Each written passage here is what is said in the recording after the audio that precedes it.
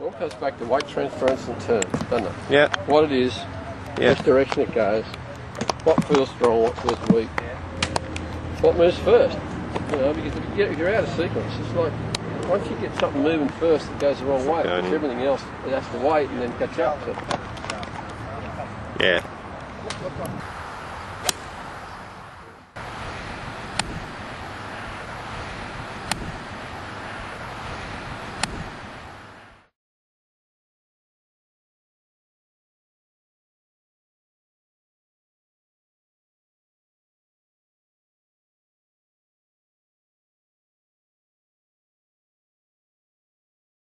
Peter Thompson, Kellnagel and Hogan were probably my models. They're only my models because, and I probably wasn't even conscious of it, because they were economic. They did less and they repeated. And that's mechanical, you know, and that's what I get accused of, is being mechanical. So the more that you make things repeat, the better I like it. There's a sequence to the golf swing. And so whatever it starts with, and Hogan said the first 2 feet is where it all goes wrong. Now, who can argue with Hogan? And who could argue with that? Biomechanically, who could argue with that mechanically, biomechanically, or any other mechanically? About the first part has to be the bit that sets up the rest of it.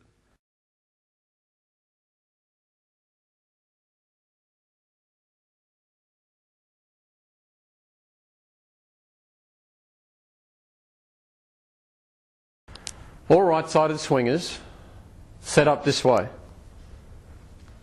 This is what we call into yourself. It's a term we use to get the top and the bottom halves of our body in the right order at the setup. My left side is reasonably straight all the way through, the left side of my body. In the right side, I have a tuck with the right hip, which gives me some right side angle.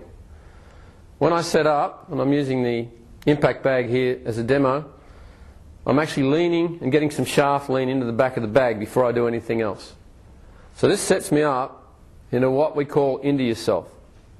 Now it's only called into yourself as a term that we use to get the feeling of pushing this way at address.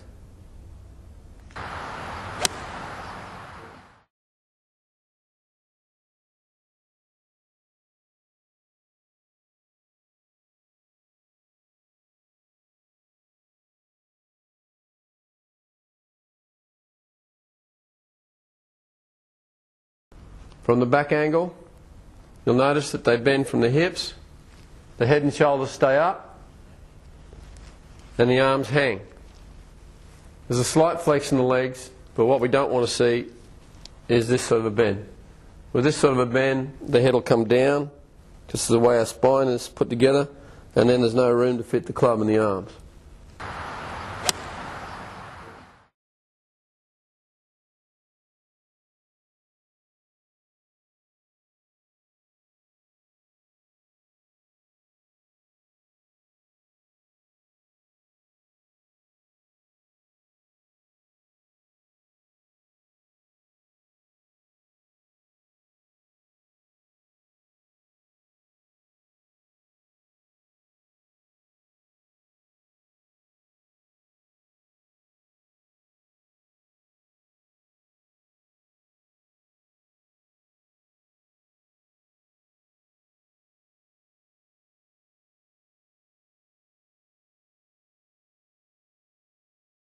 Obviously the grip is an important factor, but certainly the things that influence the grip more than anything are the posture positions and the angles at address.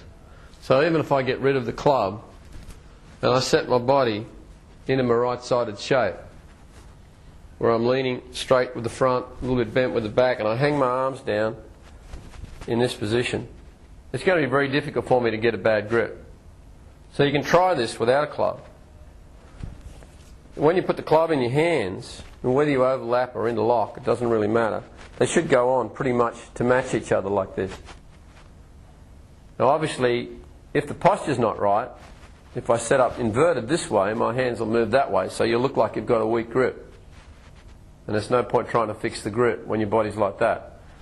If I set up with too much angle behind the ball, which is no straight line on the left side, and all my weight on this side, my hands will probably go underneath this way. And then you've got too strong a grip.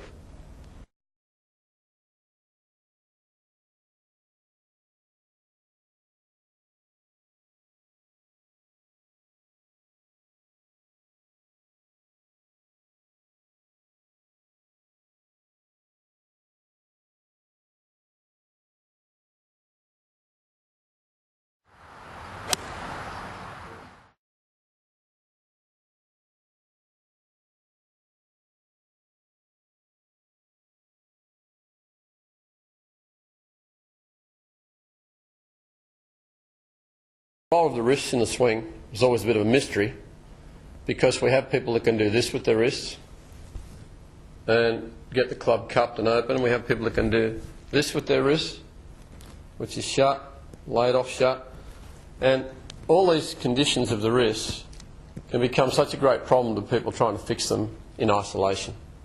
So if you have a bad wrist position at the top of the swing or somewhere in your swing, you've got to start looking for an origin of why it goes that way. With the right-sided swing, if we get our setups in the correct position, then the wrist angle will be this. Will look like this. It certainly won't look like this, or this, or this. So the shape of the body and the leaning of the shaft against the impact pad that we practice creates the shape of the wrist. So there's a little bit of angle in the right wrist and not much in the front wrist. Now, during the swing, if I keep my body shape and work the proper radius, my wrists will stay like this. They actually look like they set pretty early, and then they go up and they don't work at all up here. They stay the same down here. The body works the club back into that position there, and the wrist is the same.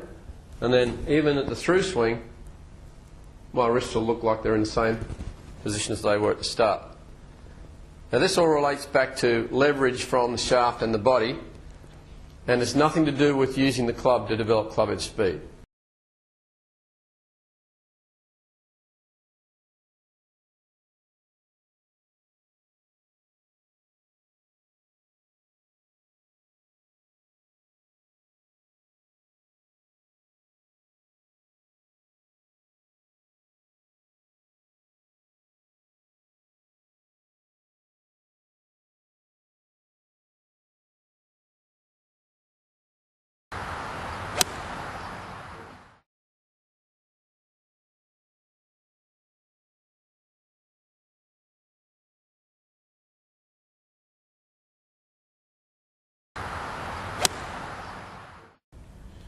At the address, the bottom blade of the club is at a right angle to my chest when I start.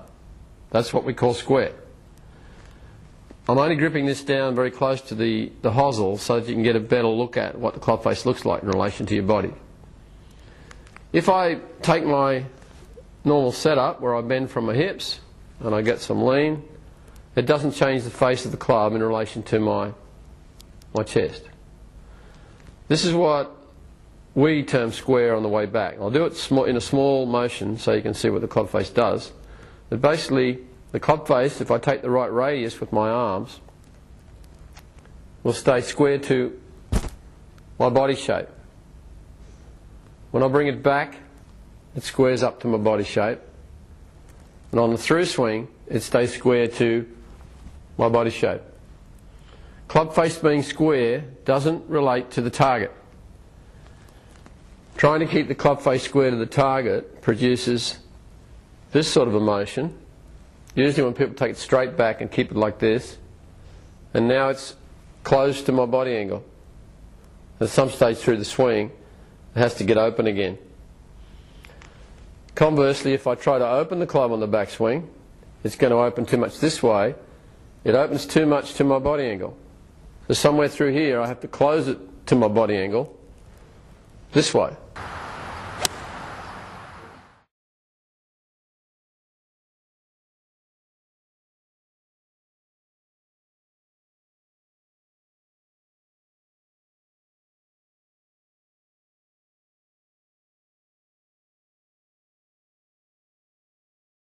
The radius of the swing to me dictates what the body does, because if my radius is too wide, it pulls me. I then try to turn and I go around and back at the same time. That was pretty good radius. If my radius here is correct, then the club will be in the right position, because we talk about whether it's on plane or off plane. But the things that make this go offline are the extension of this usually away from the body. So radius that way and radius this way. The guys were talking yesterday about this collapsing and going up here.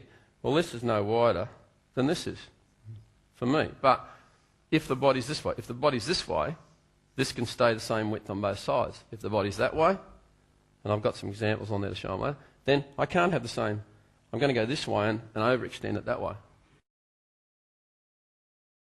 The distance at the club is from the centre of my body.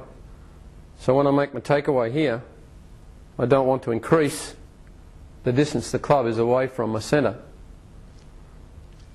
So at this point the club's the right distance away from my body. And when it comes back into the impact position, this way, it stays the same distance away from my body. On the through swing, I'm maintaining the same radius with the club head. If I stretch the radius, you see a lot of golfers do this because they're talking about wide takeaways. If I stretch the radius out with my arms, my body will lock into a position where now I can't go around, and mainly I'm going to go back. And this will create a narrower downswing with the club coming in this way.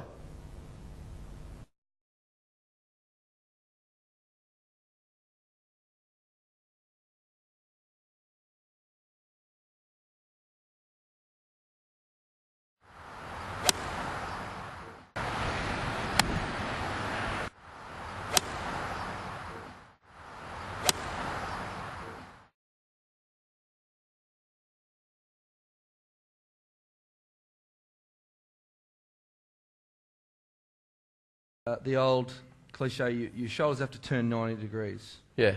Explain that to us. Well, there are degrees of degrees, and you need a degree to be able to turn 90 degrees and measure it. Because it has to have some relevance to where it starts. So, I mean, you get a clinic, and I used to do this with people. I get a clinic with 10 people. I'm sure you guys all have. You say the same thing to all of them. This is how you grip, this is how you stand, this is where you bend, this is where you flex, and all the rest of it. And then, you know, you see all these different... So someone who sets it up like this,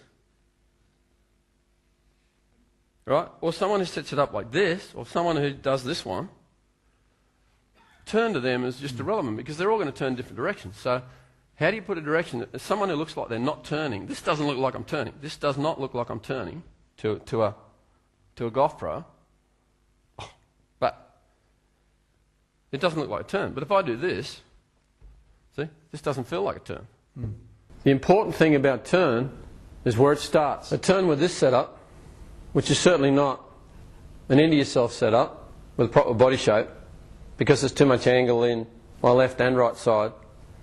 It's very common to see people from there make a turn this way.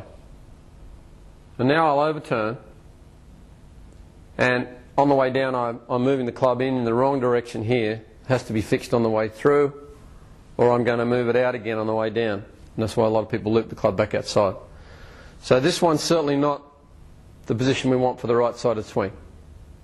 Conversely, this is a very common position you'll see with golfers on the golf course, because this is what we call an inverted shape. Nothing difficult about that. It's just the opposite to the into yourself shape. And probably 70% of golfers do this. Now when I start back and try to make my turn, I'll get what we call a tilt turn. So I'll feel like I'm turning, I'm actually just reversing the other way, and this can be also referred to as a reverse pivot. But it's certainly not turning in the right direction.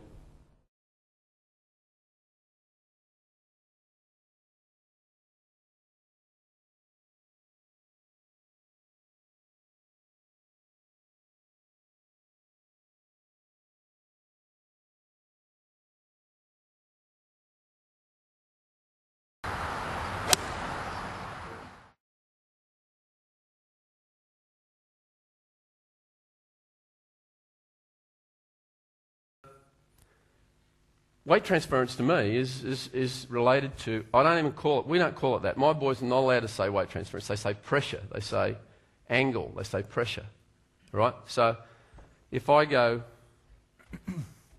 talk in weight, I'm talking weight in terms of my top and bottom.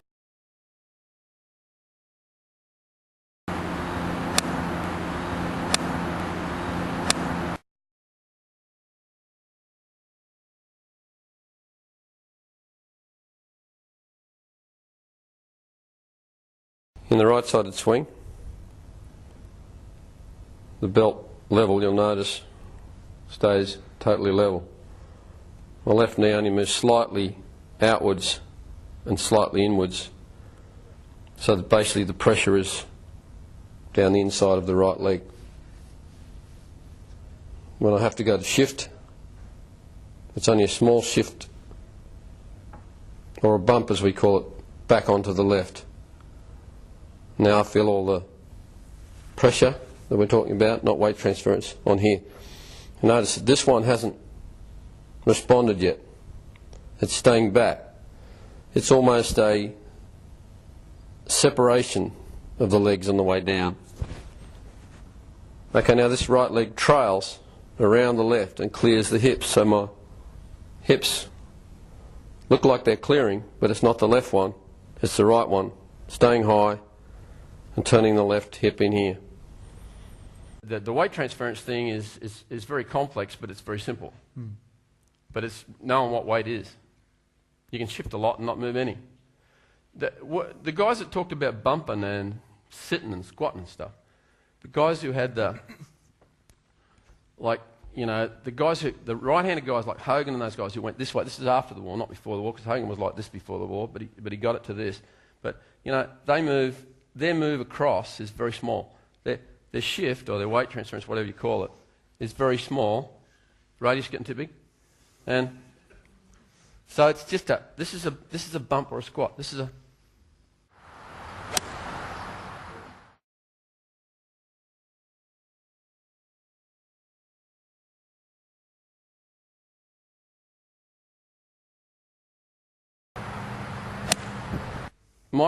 my players tend to have a small bump across before they go around, which can be seen as a slide.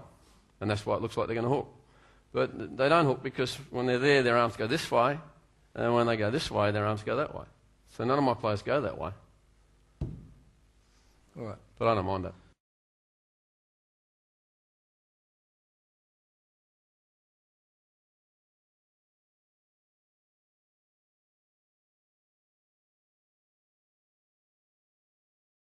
My players probably all look a little bit more what we call on top of the ball, or what we call covering the ball at impact, much more into the spot they start.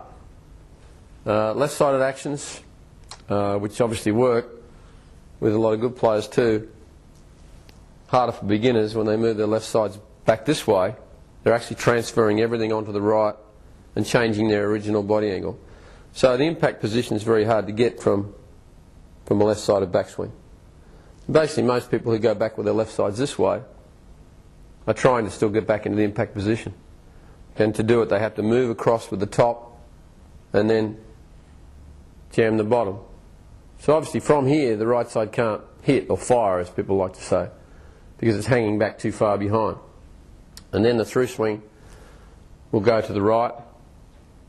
And the only time that this looks like it's a right-sided swing is at the end of the swing, where people recover.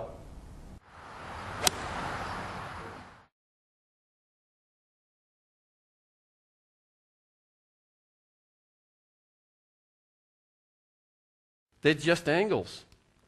They're not anything fantastic. Now, if we want to put some plane lines on my guys' swings, they won't be far away from this that the other guys are doing. But I hardly ever draw a plane line when I teach, because I'm affecting what this does with the angles of the other things and the width.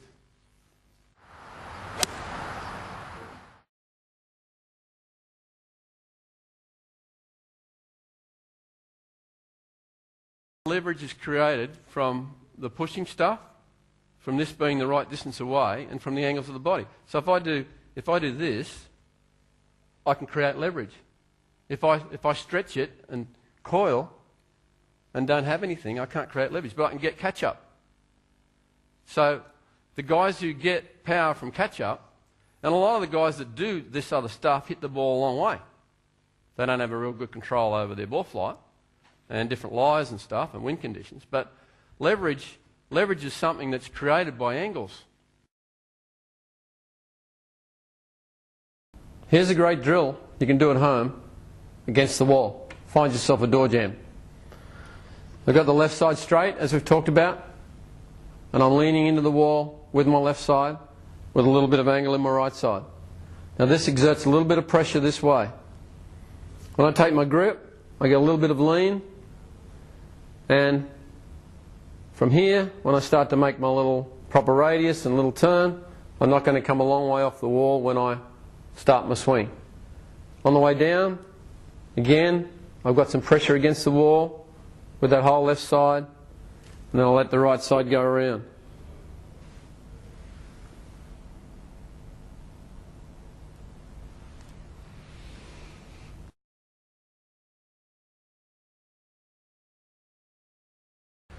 I'm just going to hold my left hand up at about chin height,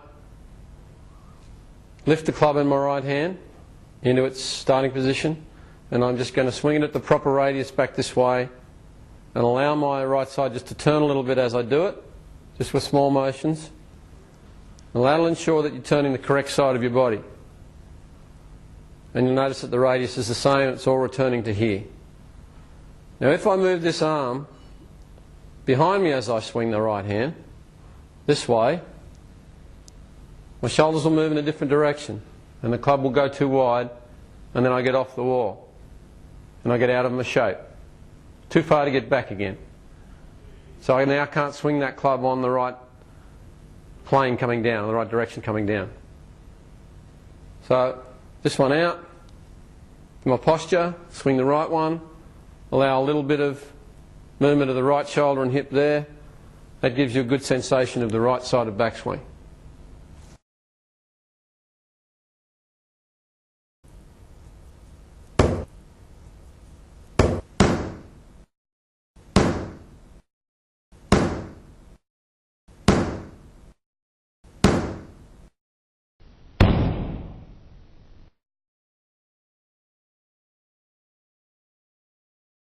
Initially, I take my normal bend from the hips, and preferably looking in the mirror so that you can see what it looks like. My left and right arm are out. My elbows are fairly in, but my forearms are out. I'm just going to start moving my left hand out towards the mirror, my right hand back.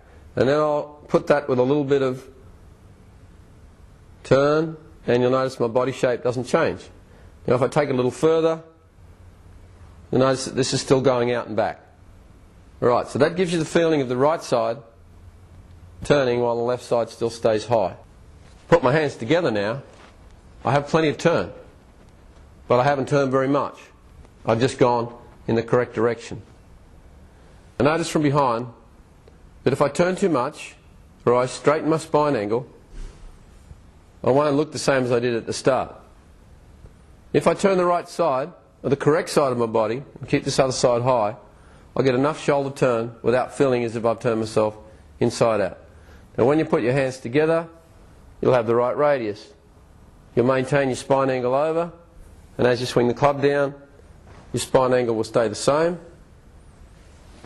And on the way through, you'll maintain it right till the end of your swing where you may go straighter.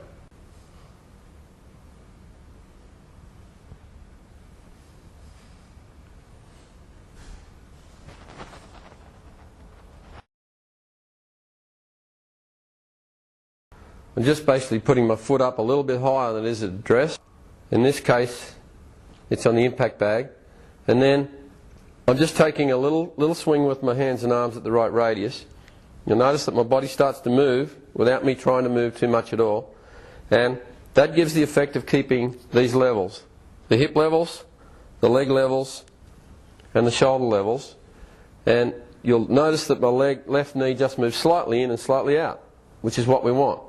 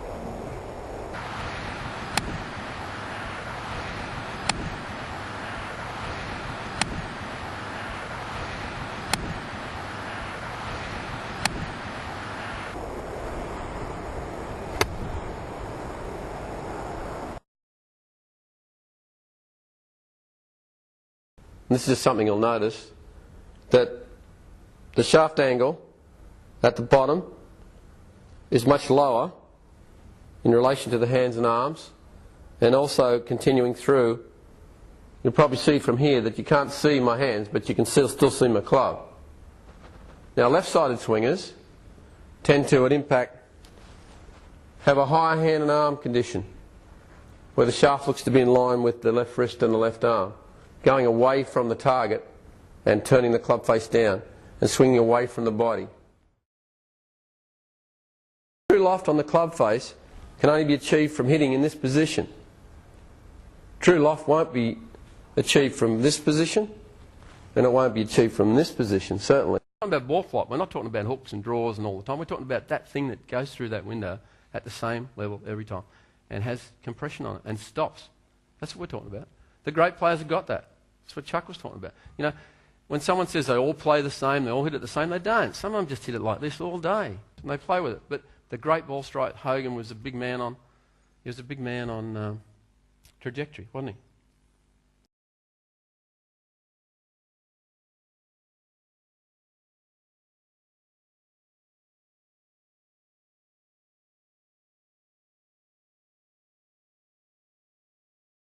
It all goes back to weight transference and turn, doesn't it? Yeah. What it is, Yeah. which direction it goes, what feels strong, what feels weak, what moves first. You know, because if you're out of sequence, it's like once you get something moving first, it goes the wrong way. Because everything else, it has to wait and then catch up to it. Yeah. Keep going. That's what Kev's talking about. Yeah. Right? And then you so can- then you can do more of this. Yeah. You can do more bump. Now it feels like it's going to go right. Okay, so what you do is you make the club come left. Yeah. Okay. Bump to the right, club can come around to the left. All right? Yeah? So what, his hands stay this way and the club comes Yeah, around? that's all Pete's doing, yeah. Do that again. Alright, so you must keep this to be able to get this, Yeah. to be able to come round like this. Okay, now the other one goes a bit like this. So you've got better shape, but you're a bit still here. And then this club travels here. Now this has now got to come in this way to get where it should be before.